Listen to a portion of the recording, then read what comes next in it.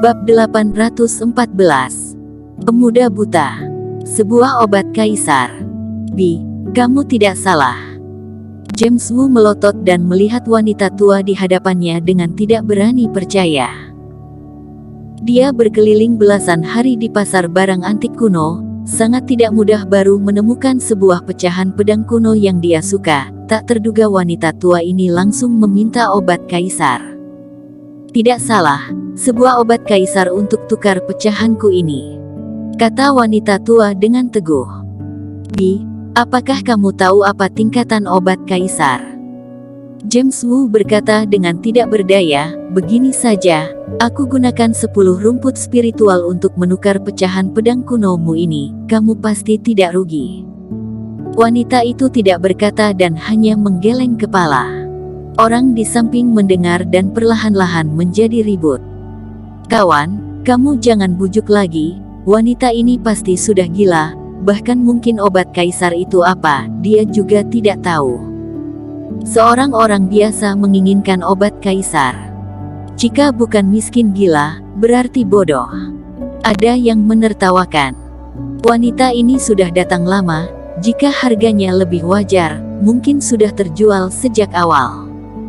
Ada yang mengetahui keadaannya dan berkata.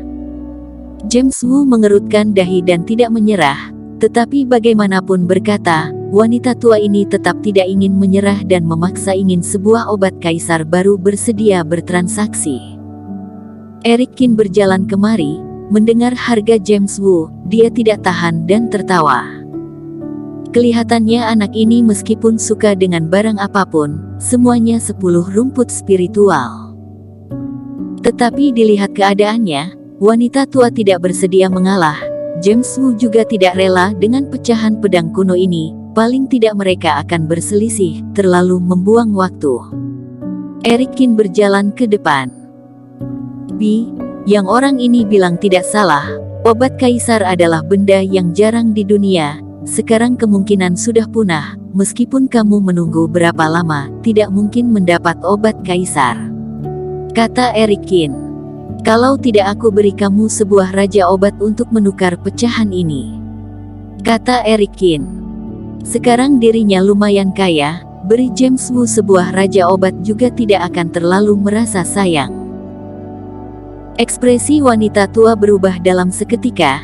Sebenarnya datang ke sini begitu banyak hari, dia juga secara garis besar mengerti beberapa hal, meskipun benda yang dia miliki memang lumayan berharga, tetapi obat kaisar itu sepertinya adalah benda legenda. Orang yang mengerumuni mendengar Eric Qin langsung menyebut raja obat, juga merasa terkejut. Harga ini untuk menukar sebuah pecahan, bisa dibilang tidak rendah. Nyonya tua, kamu masih meragukan apa? Itu sih adalah raja obat. Satunya seharga puluhan hingga ratusan juta yuan. Ada yang tidak tahan dan berteriak. Cepat iya kan, jangan bodoh. Orang yang satu lagi terus menggeleng kepala. Namun setelah ragu beberapa lama, wanita itu tetap menggeleng kepala dan menolak. Aku menginginkan obat kaisar. Kamu. James Wu sedikit marah dan tidak berdaya. Wanita tua ini menggigit bibir bawah, sama sekali tidak ingin mengalah. Eric Qin berpikir sebentar, dia mengganti sebuah cara dan berkata sambil tersenyum, B, boleh beritahu aku, kamu memerlukan obat kaisar untuk apa tidak? Anakku yang membutuhkan benda ini, kamu menanyakan ini untuk apa? Kata wanita tua dengan agak waspada. Eric Qin menyipitkan mata, dia kira-kira sudah mengerti keadaannya. Kamu demi mengobati penyakit anakmu ya? Perkataan Eric Qin ini, membuat ekspresi wanita tua dalam seketika sedikit berubah. Jangan khawatir, aku adalah tabib, jika aku menyembuhkan anakmu, kamu berikan pecahan ini padaku, bagaimana? Kata Eric Qin. Anakku sakitnya sangat parah, kamu begitu muda, tidak bisa menyembuhkannya, kata wanita tua sambil menggeleng kepala. Usia Eric Qin benar-benar terlalu muda, orang seperti ini kemungkinan besar keterampilan medisnya juga tidak akan baik. Itu sih tidak pasti, kamu ulurkan tanganmu, aku periksa penyakitmu dulu. Eric Kin tertawa. Wanita itu mengulurkan tangan dengan sedikit curiga. Eric Kin menekan pelan nadinya. Sebuah reiki masuk. Wanita tua mendadak melotot. Dia merasa dalam sekejap seluruh tubuhnya menjadi sangat hangat, seperti berendam di pemandian air panas. Gerakkan kakimu. Apakah penyakit kakimu sudah sembuh? Eric Kin melepaskan tangannya dan berkata. Wanita tua menggerakkan tubuh dengan sedikit curiga. Dia mendapati dengan terkejut, kaki dan tangannya yang awalnya sudah berumur seperti kembali diberi kekuatan. Beberapa penyakit lama dari bertahun-tahun lalu ternyata hilang semua. Cara yang ajaib seperti ini, dirinya belum pernah lihat sebelumnya. Dewa Tabib, mohon kamu selamatkan anakku. Tubuh wanita tua bergetar, dia bersujud di depan Eric Kin. Orang-orang yang mengerumuni sedikit tercengang. Eric Kin kelihatannya hanya memeriksa denyut nadi. Wanita ini langsung mempercayainya. Bi, kamu bangun. Eric Kin mengangkatnya bangun. Asal kamu bisa menyembuhkan penyakit mata anakku, aku bersedia memberikan pecahan ini. Kata wanita tua dengan gembira.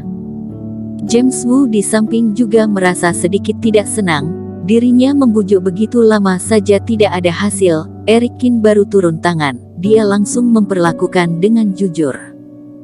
Kemudian, mereka bertiga menemani wanita tua datang ke sebuah rumah yang kumuh di Aurora Island.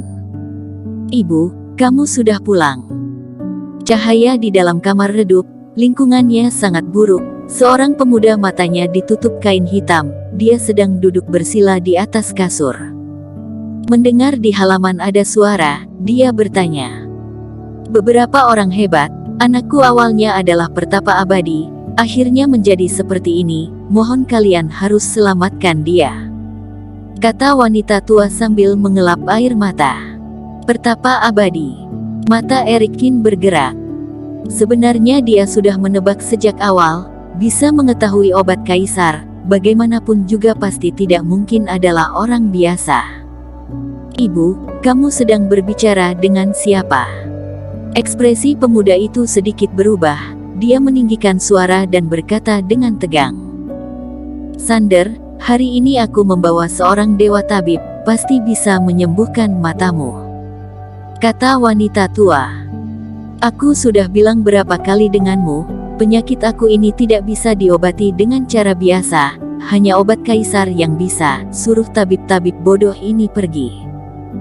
Siapa tahu setelah pemuda itu mendengar, ekspresinya menjadi jengkel. Dia menunjuk Eric Kin serta yang lain dan memarahi. Tidak dicoba bagaimana tahu, tenang, jika tidak sembuh, aku tidak ambil uang. Eric Kin berjalan ke dalam kamar dan mengamati pemuda itu. Pria ini kira-kira berusia 20 tahunan, wajahnya sedikit tampan, tetapi mungkin karena buta, wajahnya menjadi kurus dan dipenuhi kumis yang baru tumbuh. Berikan tangan padaku. Mungkin karena mendengar janji Eric Kin, ekspresi pemuda itu menjadi sedikit lebih bagus. Dia memberikan tangannya. Eric Kin berbuat seperti tadi, reiki masuk ke dalam tubuhnya. Seperti merasakan reiki Eric Kin, ekspresi pemuda itu mendadak berubah. Dia ingin menarik kembali tangannya, tetapi Eric Kin membalik tangan dan menangkapnya dengan erat. Meridian putus semua, diafragma rusak, membuatmu buta. Ada yang menghancurkanmu, caranya cukup kejam. Eric Kin berkata, matanya terlintas sebuah cahaya. Pemuda itu seperti tersambar petir, dia mendadak menarik kembali lengannya dan berkata dengan gemetaran, siapa kamu? Kamu juga pertapa abadi. Aku sudah mengerti, aku sudah dihancurkan oleh kalian, juga berjanji tidak akan mengatakan hal itu. Kalian masih tidak melepaskanku dan datang ke sini untuk membunuhku. Dia semakin berkata semakin kesal, seluruh tubuhnya bergetar dengan kencang. Bunuhlah, aku tidak takut dengan kalian, brengsek sekte Wendao, aku Sander Song tidak takut apa-apa. Pemuda itu berkata dengan kacau dan berteriak dengan gila. Sander, kamu kenapa? Wanita tua melihat keadaan. Dia menjadi panik dalam seketika dan pergi memeluk pemuda itu. Keadaannya sangat kacau. Tadi dia bilang apa? James Wu tidak menyadarinya, dia samar-samar mendengar pemuda itu menyebut semacam sekte Wendao.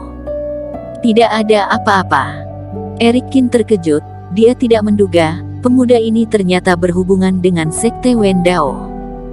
Bersambung. Terima kasih telah menonton video ini sampai akhir. Jangan lupa subscribe dan nantikan kisah episode selanjutnya hanya di Novel Story. Salam.